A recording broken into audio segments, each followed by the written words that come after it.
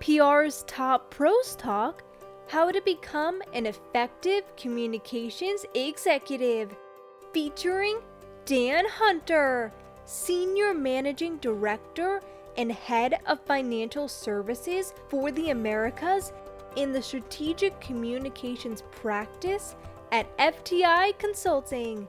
And here's your host, Doug Simon.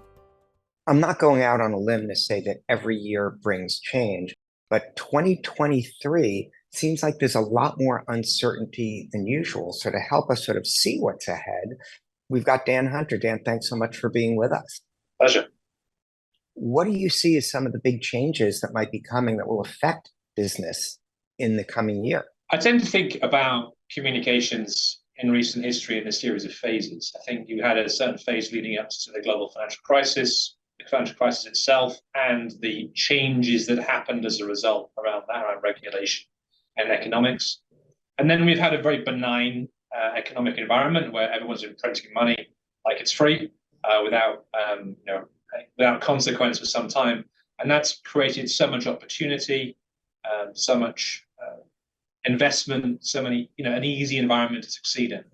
2022, last year, was a moment where that came to an end, with inflation setting in, monetary policy tightening, and all of the consequences that now will have. And this year is where we're going to see stakeholders realign in this new economic environment. What's your best advice for communicators to become the best asset they can be for the CEOs they work with? CEOs look to the senior communicator advisor or the in-house counsel on reputation issues. Reputation issues is owned by the CEO. It's one of their responsibilities alongside legal, credit, and auth risk, regulatory risk. It's our job to make sure they have the right information and they can make the right decisions to ensure that collectively the company is successful and does not crash on the rocks of a negative reputational event, as well as them individually, because they themselves personify the company in a way perhaps never seen before. So it's our job to help them declutter the perception of what they think is around them and focus them on the key risks they need to avoid, challenges they cannot avoid, and what they need to do now to avoid the accident in 6 to 9 to 12 months that they're going to crash into if they continue on this path. That's our role. Yeah, and one piece of that is it sounds like you're believing that communications is even going to become more valuable. Obviously, the pandemic really just increased the emphasis placed on good communications being critical for the business, both externally and internally. It sounds like you feel that trend is going to continue? More so than ever, because from all my conversations with CEOs, they don't know how to navigate this new normal, because none of us know what the normal is, but how they navigate all of their stakeholder groups who have often mutually exclusive aims is very challenging for them. If they get it wrong, it can end careers. If they get it right, they can be heroes. But they have to be successful. And ultimately, success is not just down to the bottom line, it's down to how they perceive you on that journey. And that's why they turn to people like us, the head of comms in-house, etc., to help them interpret and make those right decisions. Are there any ways you're approaching trying to have a better percentage chance of getting the predictions right as communicators? Because obviously that's so important. So are there things you're doing differently, say, than you did, a while back? Obviously, data plays a role. Yeah, data definitely plays a role, particularly on social media, monitoring the conversation and emerging trends. You can certainly see what certain groups are pursuing, and also looking at the spend that certain groups are putting behind various campaigns to shift the dialogue politically is often a very clear predictor of what's happening. And the tech that we have now to do that is phenomenal. We're using that now, particularly in the US, given what we're seeing here politically. But I do think it's actually hasn't changed that much. Tech helps, but great comms people have always known what stakeholders think because they're talking to them all the time. They've always had an intuitive as well as rational basis saying, if you do that, that is what they're going to think. That is what they're going to say. And that there is unknown unknowns you can never know, but the known unknowns, a good communicator gets it right 99 times out of 100. Now, you find yourself in meetings quite frequently with CEOs who tend to be pretty strong-willed person, have quite the belief in themselves, just on average. So how do you go about actually trying to be successful influencing them in a meeting? What are some approaches that other communication execs can really try and put into play to have a better chance of convincing them to do the better thing? There's an inherent challenge. If the C-suite does not view the head of comms or the comms advisor as integral to company strategy, it's very hard to overcome that. The smart C-suite knows that stakeholder perception is fundamental to their individual success, commercial success of the company, and regulatory success, governmental oversight success, everything. So if they get it, they'll listen if the advice is good. To me, it's quite simple. The CEO is responsible for credit risk, op risk, reputational risk, legal risk.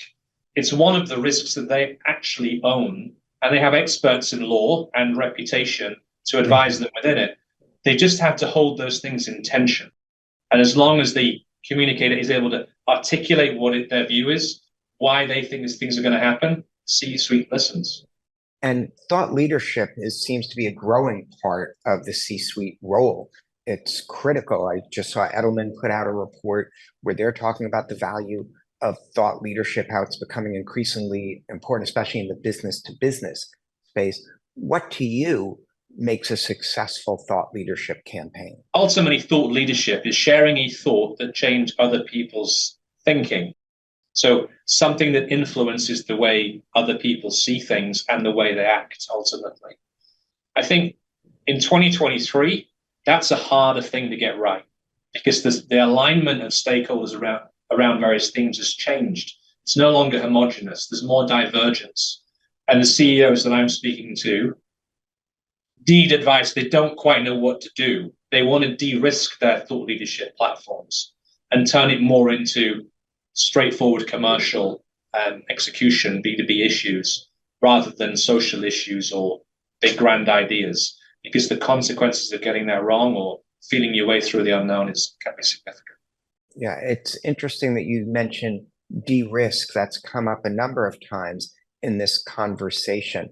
To be truly effective, does a CEO have to do more than de-risk, but really project forward so they can fully take advantage of the opportunities? And how do you balance that?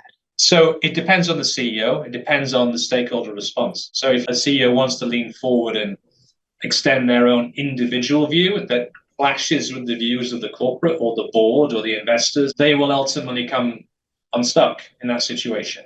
So again, there's no you can project as long as the stakeholders in which you require their support to be successful will ultimately go with you. If you don't, it's the end of the road.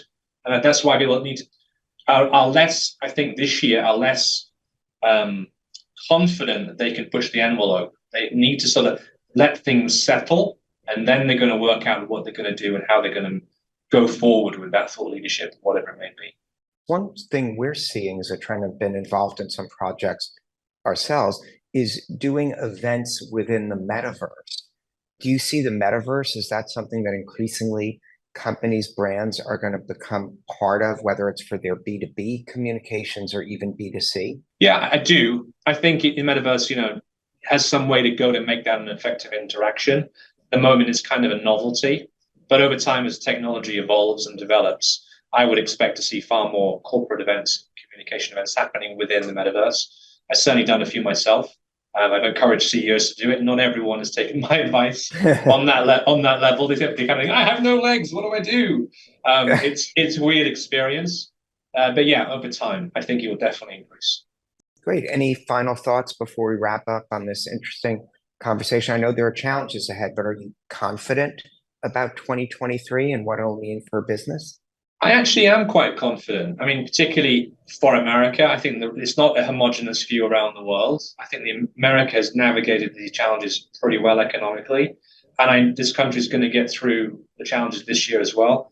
C-suites are getting the right advice. Communication professional like myself here to help provide that advice and make those wise decisions. There's going to be a lot of surprises, without a doubt. We never know how a year truly will unfold. But it's going to be an interesting one. It's going to be a lot of fun.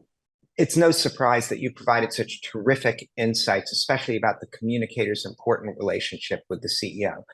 Thanks so much for being with us. My pleasure, Doug.